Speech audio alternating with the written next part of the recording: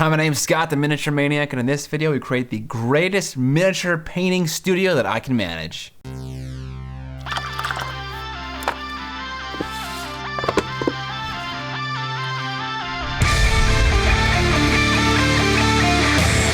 What up, Mini family? I was gone for the entirety of January and I missed you all very much, and I am ready to be back, baby! January was full of a ton of Witcher 3, a bazillion movies, and also I tore apart my entire studio and put it back together.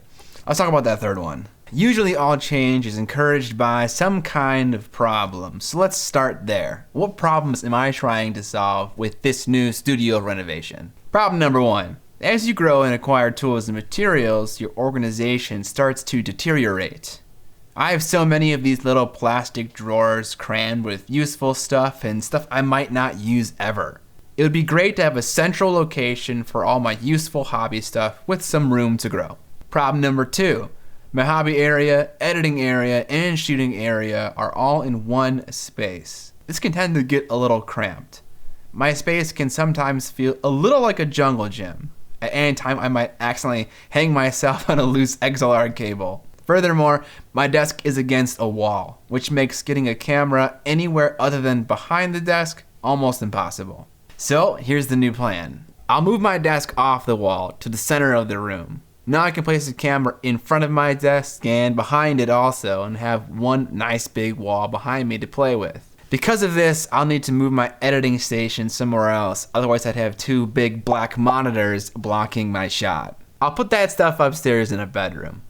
I'll put a TV on wheels that I can roll right in front when I need it for shooting video of me painting, and against the wall I can put a whack ton of storage and some nice set dressing. Alright, plan in place, let's do it. Step one is clean up. My space was slowly turning into Pompeii, but instead of lava and ash, it was a bunch of video equipment and hobby stuff. Next, I started to assemble some kitchen cabinets that I bought from IKEA. I splurged a little on these because I figured they'd be on camera, so they should look nice. I really underestimated how long it would take to put these together, but once I figured out one, the others went more quickly. Finishing one cabinet brought me great joy, clearly. I didn't know to buy a kicker for my cabinets, so I had mine on little feet for a while I made a kicker out of lumber from a home supply store. It's just one large rectangle that I painted white. I also added some interesting shelving to my walls for the sake of decoration, also from IKEA. With all the cabinetry in place, I could start to organize my drawers. I'm a big fan of the Container Store, so I picked up these clear, dividable, and stackable containers from there. I liked these ones because they took advantage of the full height of my drawers and also were dividable so I could make little compartments of stuff. Fun fact, this paint organizing shelf is from the Container Store as well. It's an ELFA product, and I built little wooden steps on each platform so I could more easily see each paint. I also used some drawer organizing stuff from Amazon for my more shallow drawers to organize smaller tools. So this is the final layout. The left drawers have some camera stuff in it, and they're organized by various categories like batteries and cabling, cameras and audio, etc. The middle drawers are mostly terrain stuff with tools, brass, styrene, and wood on top. All matters of textures, tufts, flocking, and wires in the middle, and then really big stuff like Sculpt-A-Mold on the bottom. Finally, the right drawers are painting stuff, starting with tools.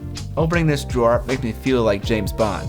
That's Kaizen foam, by the way. Overflow paints in the middle, and then airbrush stuff on the bottom. Also, I took the time to clip all my extra sprues and organized all my bits by race and bit type. This took a stupid amount of time to do, but I'm glad that I did it and I'm glad that it's done. But what about all the stands and cabling and all that stuff? My idea for that was to install some scaffolding in my ceiling with these fittings called cleave fittings, which are used for railings and whatnot. I bought some conduit from my home supply store and cut it down to length and cleaned off the burrs and then wiped it down with mineral spirits and steel wool to clean them up. I then installed each of the 4 feet into floor joists so it was nice and sturdy and began to assemble the rig. Once the scaffolding was good to go, I could start rigging lights to it with a variety of clamps. I also bought some more big boy lights because you can never have enough light. And just like that, there are no more stands or cables. I had some contractors put 2 outlets in my ceiling, so literally everything lives up there. I rig anything I want to this frame and nothing is set in stone. I can move it around or take it down. I can't tell you how happy it makes me feel to be able to do this and not trip and break my spleen. The final upgrades include a nice fat power supply that runs the length of my desk so I can have stuff plugged in at all times, a nice figure case that can fit all my completed and work in progress miniatures, and this little cable cover that for some stupid reason just makes me really happy. Is it time for a montage? I think it's time for a montage.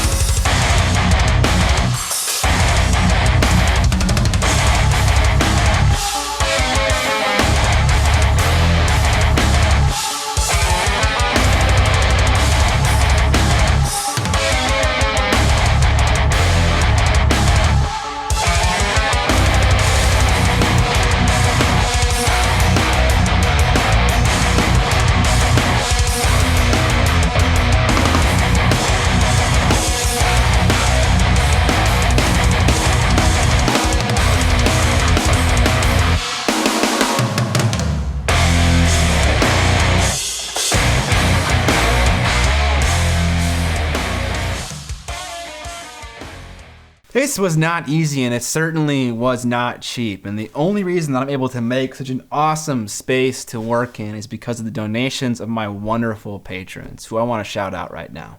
Big love goes out to Andrew Harrison, Paul Thompson, Enzo DeRosa, David Pease, Johnny Mack, Kyle Ness, Impending Duff, Gustav Emil Pilgard, Anthony Bullock, William Dovin, Stephen Cadena, Luz Theron, No Pain, Captain Walmart, Connor Craig, Jens Kimpen, Fred Novi, Akimbo Gogertz, Colin Penny, Philip Schmutz, Zalarak, Gandera, Andrew Payne, Ralliant, Savage Patty, James Flynn, oh my god, it's bees, Orion Mayer, Bear McBaronson, Amy Bigelow, Chris C., Jeff Glander, Francois Blackburn, Christopher Butler, Garrett Wood, Logan, Iron Within, Iron Without, Pascal Siciliano, Ricky the G, Will Stanfield, The Rodillo, Michael Gilmore, Adam Uhas, Andrew Woodman, Michael Dewey, Jess Royale, C. Brando,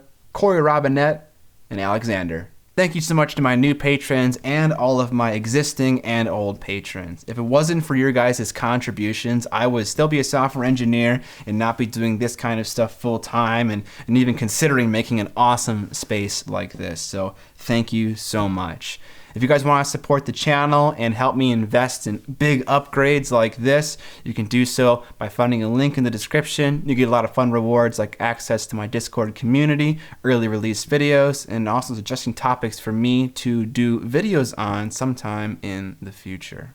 I can't tell you how liberating it feels to have all of this stuff done. I want to be down here shooting videos and painting miniatures, and I could not say the same thing for the last space that I was in. So again, thank you to everyone who's brought success to my channel and enabled me to do stuff like this. It really means a lot to me. That's the end of the video, guys. As a form of an announcement, John and I will be doing a class in Los Angeles in the Burbank area of California. Details about that can be found in the description below, and I got nothing else, guys. I'm excited to be back for January. I got a lot of fun videos planned for this year, and I hope you guys are going to enjoy them. Subscribe or die! But most importantly, don't forget to paint more miniatures!